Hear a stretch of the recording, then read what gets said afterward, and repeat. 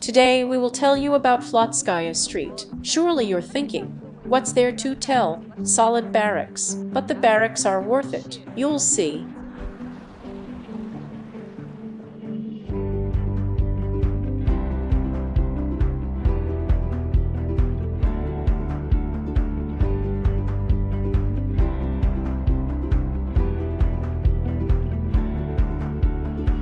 And once this street was called Pavlovskaya, in honor of Pavel, but not a man, but a frigate. There was such a 32-gun frigate in the Baltic fleet during the reign of Catherine II, and the crew of this frigate was quartered in winter in houses on this street.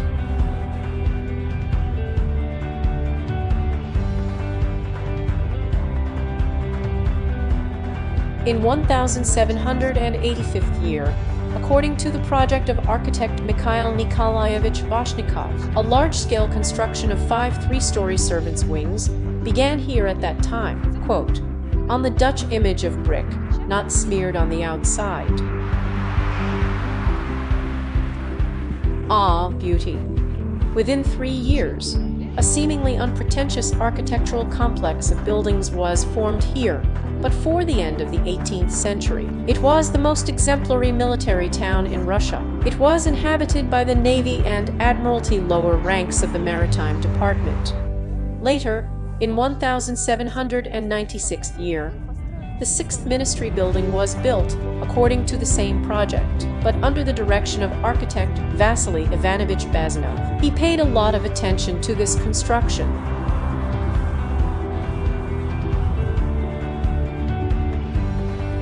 The architect was distinguished by exceptional scrupulousness. For example, he gave such detailed instructions to contractors. Each brick from the outside should be covered with hot fat with cement, so that it is better driven in, and if the fat freezes, walk over it with hot iron, like an iron.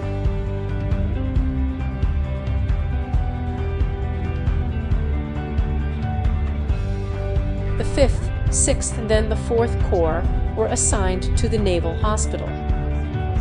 And in 1840th year, when new buildings were built in the northeastern part of the city, the hospital moved there, and the wings were reconstructed, and naval crews and training teams began to be stationed in them. At the beginning of the 20th century, Pavlovskaya Street became the scene of fierce battles between the rebellious sailors and the Tsarist troops. It turns out that on the Naval One, the very sailors who were called the beauty and pride of the Russian Revolution lived in these houses. In Soviet times, there were also military units here. 4th floors were added to all buildings. The military camp housed units of the 4th Training Detachment. There were barracks, and, by the way, there were libraries. I worked in a library in a military unit on Flotskaya Street, and my future husband also served there. He often came to the library for books. His favorite authors were Marcus, Umberto Eco, Borges, Bulgakov, Platonov, and others. And now we have been together for 32 years. We have 2 beautiful sons, and soon there will be a grandson. It's good that I worked in the library of this particular military unit, and that my future husband liked to read, not play football. Once there was a monument to the sailor Zheleznyakov, and it was a favorite place for a photo shoot of sailors. It's a pity there was no Instagram then.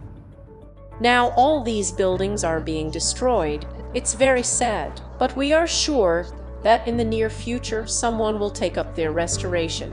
What wonderful lofts could be organized here? Cultural spaces, gyms, residential buildings, libraries. Until 1840th year, the military town was divided from Pavlovskaya Street by a wooden fence, which was later replaced with a metal one, and it has survived to this day.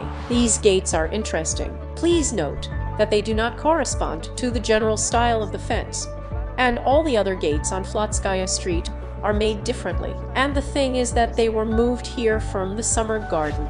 The gates of the summer garden were removed in the early 1950s to expand the passage to the so-called business courtyard in the eastern part of the Admiralty, where they were stored for about 10 years until they were installed arbitrarily on Flotskaya Street. before one of the higher inspections, ennobling the entrance of one of the training units.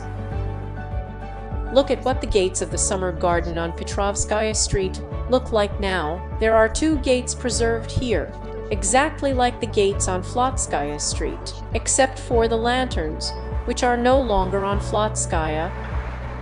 These gates, of course, are not as elegant as those that were moved from the summer garden, but Sergei Shnurov filmed his show here. And this, as you can see, is the school stadium on Roshil Square, and what has not been here at various times. Previously, this square was called Catherine's Square, and there was a protected area with a commandant's office, the main guardhouse, and a shooting range. And after the revolution, a stadium was built here for the military. Look at how many fans are on the roof. And after 1930s, there was a place of folk festivals, Maslenitsa festivities. Many still remember how the ice rink was flooded here in winter, music played, and there was a real pandemonium. And in summer they played football. After that, carousals were put up here, a stone fortress was built, and there were slot machines in this servant's wing. And, by the way, my grandmother worked as a cashier and controller in the 70s. She changed the treasured 15 kopecks for the Kronstadt kids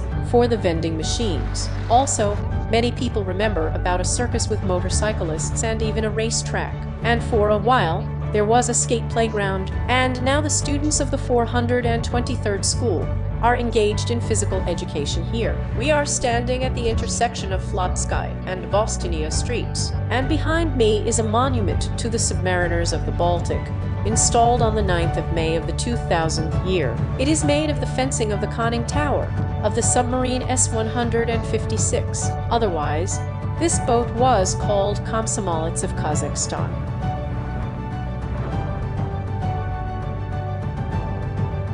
In the 19th century, when this place could be called the intersection of Pavlovskaya Street and Severny Boulevard, there was a drinking establishment at about this place. But in 1901 year, a people's house was built on his place. Architect Nikolai Alexandrovich Dolbinsky, and performances, festivals, dances were held in this house. Kronstadt workers organized concerts. And there was also a library and a city school, a wonderful leisure center, isn't it? But the most interesting thing is that this people's house was organized by the Guardianship of People's Sobriety, and the main purpose of creating this cultural institution was the fight against drunkenness. Even the first lecture, held at the People's House on February 25th, 1901 year, about the life and miracles of Nicholas the Wonder Worker, is known. If this folk house had lived up to our time, its posters would probably have been invited to a lecture hall,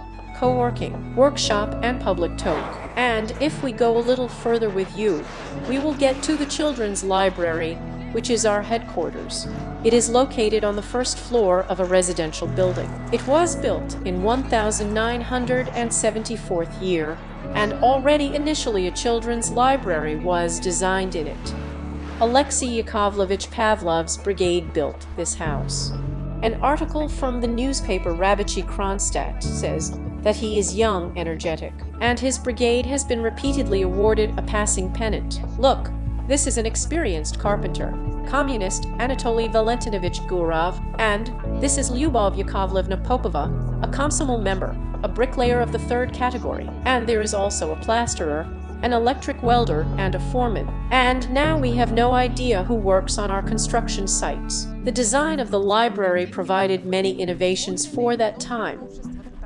In particular, the facade of the first floor was tiled, storm drains were organized instead of downpipes, and when you walk past the library during the rain, water does not pour on your feet. In addition, the library had ventilation and a suspended ceiling inside, and this was something completely new for that time. In the 2016 year, the library was overhauled, and to today, it is the real pride of our city. If suddenly you haven't been here yet, come untimely. We have excellent book collections. We are constantly buying new books, and you can also come to us for a performance, a masterclass, interactive readings, and we know the secret of how to distract children from gadgets and instill in them a love of books. It is interesting to quote here the words of the Russian writer Grigorovich, who visited Kronstadt in 1858 year. For a person who is not familiar with Kronstadt, who judges him by appearance, the impression made by Kronstadt can be conveyed in these words: fence, cathedral, barracks, fences again, barracks again, and crowds of sailors who go to work or return home, carrying a herring or a bag with shavings and chips on their backs.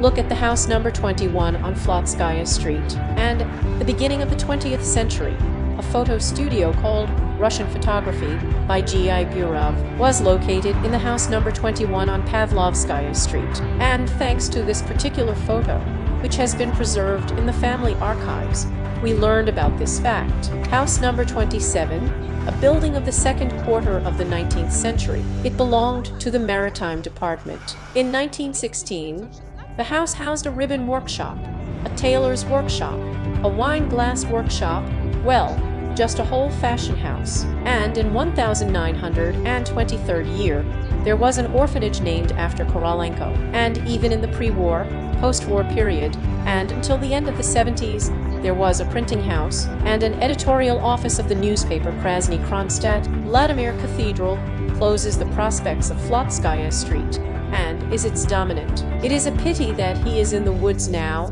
but very soon he will appear before us in all his splendor. Right. Stand here. Let me tell you again. I'm cold, and my tongue is tangled with Pavlovskaya. Now, I don't know what to say yet. Ironinskaya was a protected area here, now at first. I have my hand in my pocket. It's ugly. I will try to say it well right away.